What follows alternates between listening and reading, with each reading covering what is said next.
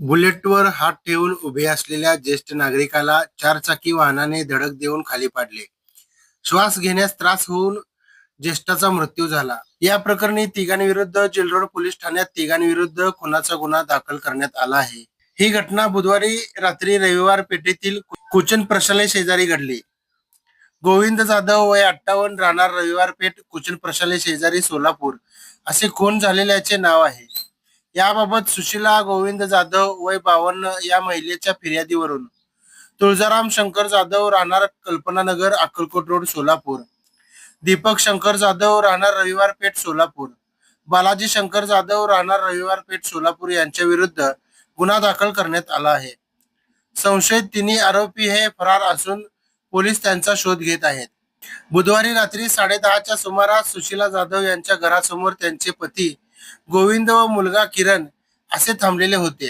त्यावेळी बालाजी जाधव यांनी तिथे येऊन गोविंद व किरण यास व्यवहाराचे पैसे देण्यास मी कधी तंगवतो असे म्हणून त्यांना शिवीगाळ करून तुला जिवंत सोडणार नाही अशी धमकी दिली व मारहाण केली.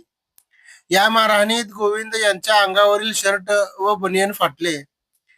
तेव्हा शेजारी राहणारे सुशीला यांचे दीर रमेश किसन जाधव व त्यांचा मुलगा सागर हे भांडण सोडविण्यासाठी गेले असता त्यांनाही बालाजी जाधव याने शिवीगाळ करून मारहाण केली.